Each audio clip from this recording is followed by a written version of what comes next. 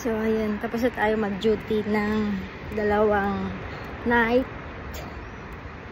So, street night. So, tatambay lang ako dito. My favorite spot. Tabing ilog pa to. So, ayun. Slay ilog matan na.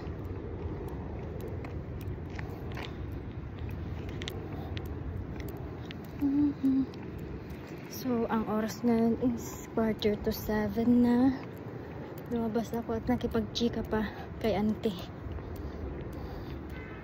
Mukhang maganda ang mood niya, ha. Kahapon kasi parang balahura eh. Ngayon medyo okay siya. Ayun, dito tayo. Kaso, wala pang init. Wala pang araw. Saan kaya ako wala pang araw eh. Doon muna ata ako. Paaraw muna tayo ng 10 minutes.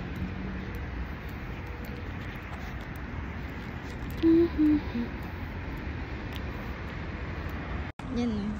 Jogging sila. Ang ganda dito. Pag nandito ang family, talagang ma-enjoy mo pa. Kasi malamig yung sakto lang yung lamig. Ngayong summer, sakto lang yung lamig niya. Parang, yun nga sabi ko, parang December lang or siguro parang basta sa Baguio, yung weather dun. Okay siya. So, pupunta ako dun. Diyan. Kasi naiinitan. Diyan ako pupunta. Diyan. Papainit lang tayo saglit. Kasi nagpa-test ako ng laboratory test para sa vitamin D ko. Medyo borderline na siya. Ito yung hospital namin. Yan na siya. Yan ang uni kliniko. Uni kliniko.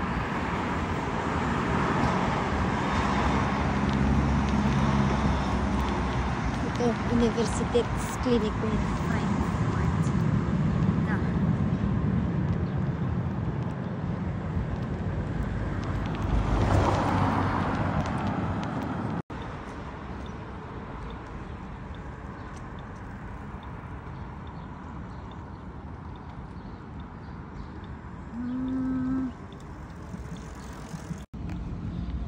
Ito yung tambayan natin. Kasi nga tawag ito. Yan, dito tayo. Para medyo tayo ng araw. Kasi nga katatapos ng duty ko 2 nights straight. So ngayon wala tayong duty at bukas walang duty. And then 5 days ulit. So ganun lang. Puro trabaho din dito, guys. Hindi porket sa ibang bansa, di ba? Pag nakikita nyo na ang pangalan to, syempre magtutour din yung mga kababayan, di ba? Para lang ma-relax sa sobrang hectic o schedule ng work. Kasi kailangan din natin yun eh. Balance. Dito sa Germany, work-life balance talaga siya. Kasi nga mas priority nila talaga ang pag nag-sick leave ka, walang tanong-tanong, sasabihin pa na okay, ano ba yung sinasabi nila lagi?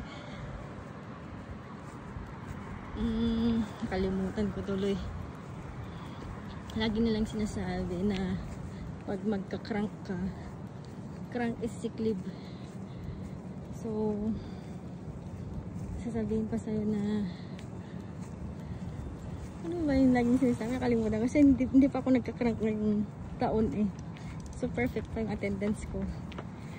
Ano ba yun sabi? Nalibata ko, nangyari yun. Guys na dito sa Germany, paki-comment down below. Ay, ante. Gute Besserung. Sabi nga, Gute Besserung. So, ibig sabihin, get well soon. Mga ganun. Kasi lagi din silang crank. lagi din sila nagsisiklib, kaya alam mo yun, patas lang ang labanan. Nung first na crank ko nga, ano tawag ito, nahiya pa akong tumawag kasi syempre diba, first telephone, via telephone, so di pa tayo ganun. Di pa natin masyadong alam magsinungaling. Kinakabahan pa, o yung mga first time dyan, posibleng din yung naranasan yung kaba pag magka-crank ka via telephone. So ayun, nakakakaba din naman kasi diba, Deutsch ba? German. Tsaka parang ano din yung magsinungaling ba. Pero kasi diba, sayang kasi allotted naman tayo ng mga like 1 month or 40 days ba, 30 to 40 days na sick leave in a year. So hindi yun maiko-convert sa cash. So parang siguro syempre kasi mahirap din ang trabaho dito, trabaho talaga. May mga area din talaga na mahirap. So ayun.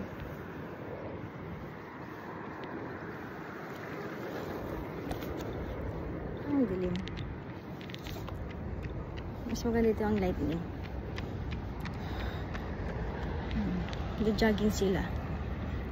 Ito na yung favorite spot ko after night duty siguro. Para lang makalanghap ng fresh air, magmuni-muni. Alam mo yung pag-uwi mo kasi ano ka na naman, higa ka na naman.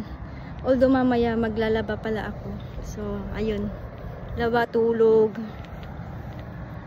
Okay. Para maibsan naman ang kalungkutan natin, nakakalungkot din naman talaga. Pero, anyway, so blessed pa rin, Jane. Ang sarap ng hangin. Ang lamig. So, night shift po tayo niyan. Ayun, mag-isa ko lang nag-duty sa area ko. Buti na lang ruhish ang ating duty ngayon.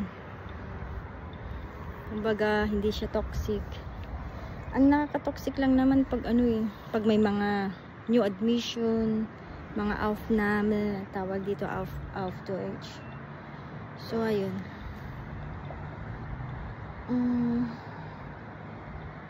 Tsaka sa area ko kasi may mga tracheostomy. So, Blutung, pag may bleeding, we call it Blutung, bleeding of English. Ayun. Pag nakblutung after surgery, yun yung medyo nakakaano lang pag mag-isa mo.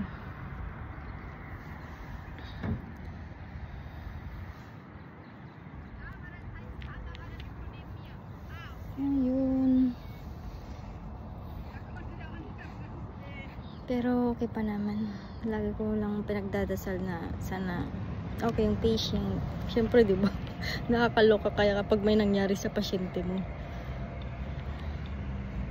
Tsaka sa ibang bansa na to eh. So, yun lang. Ma-share ko lang din naman yung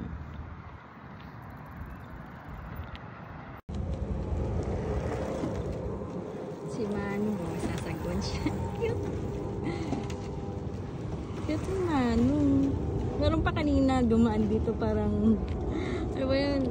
Spaceship yung sasakyan niya. Ang cute lang. Natawa ako. O, diba? Yan, papaaraw tayo ngayon. So, yan. Paaraw tayo. Vitamin D.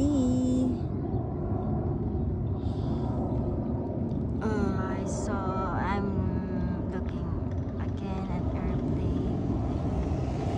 Nakakamiss ang Pinas. Saan kaya pupunta to? Okay, enjoy guys. Sino man nandyan sa loob ng aeroplano.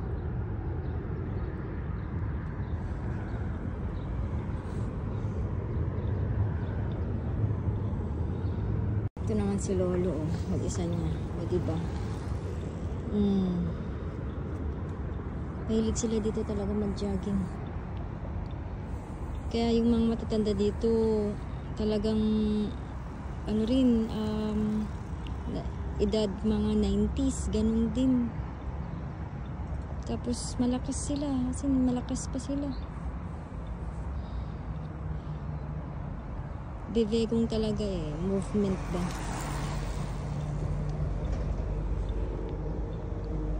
Si Kuya mag-isa niya.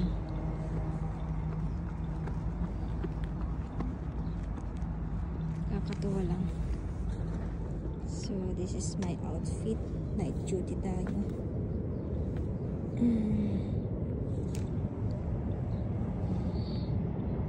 Madumi dito ah.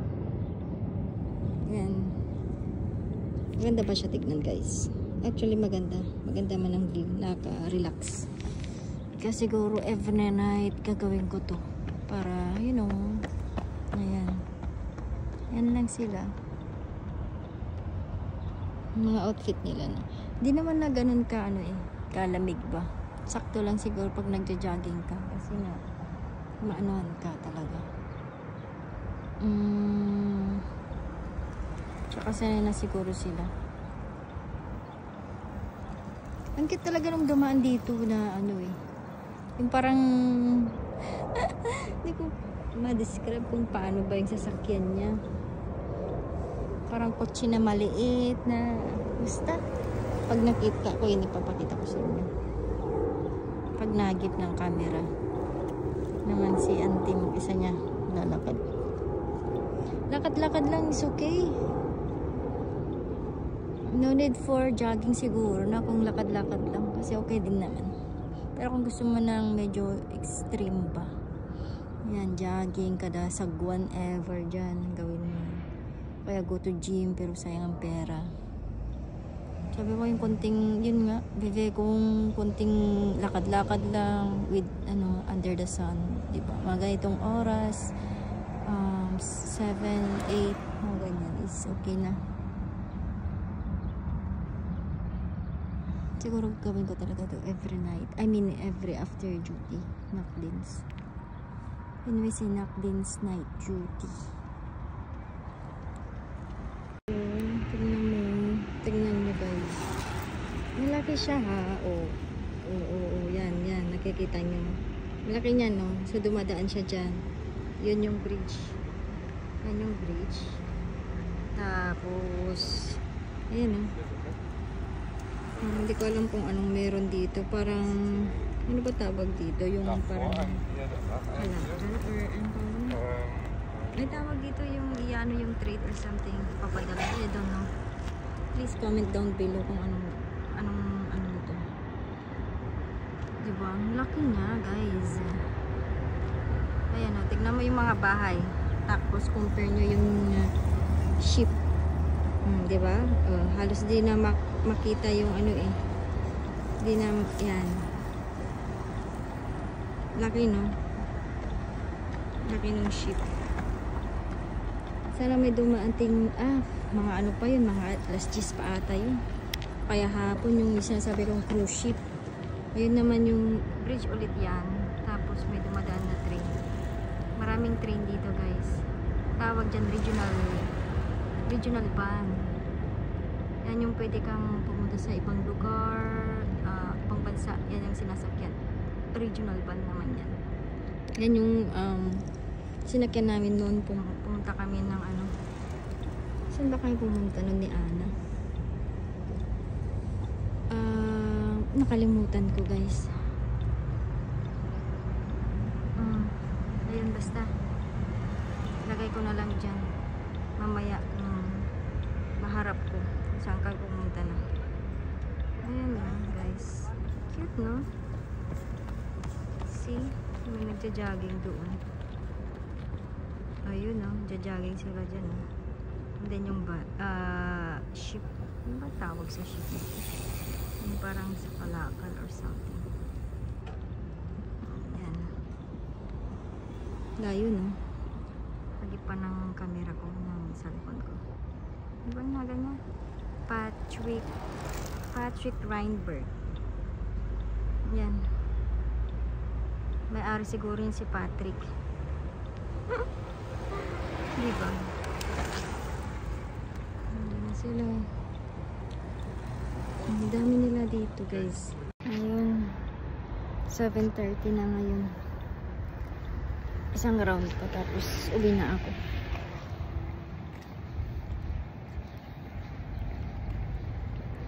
Medyo maano na rin yung araw.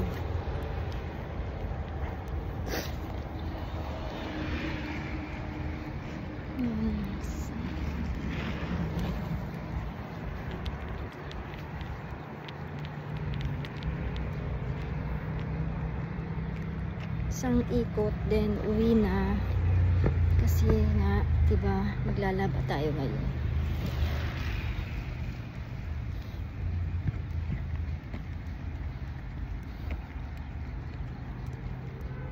Lamig pa rin yung hangin. So may mga ano dito guys, oh. Yan, hindi makita. Ayan, dami nila.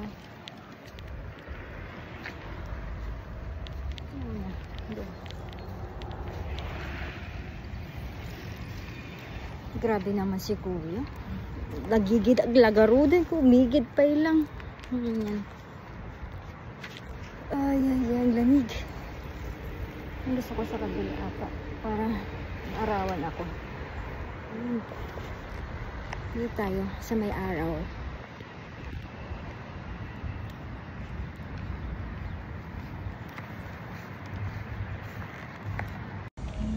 Another ship. So, pagmamayari ni Chodela. Chodela L. Okay. Diba? Ang galing. Ganito lang yung bridge niya.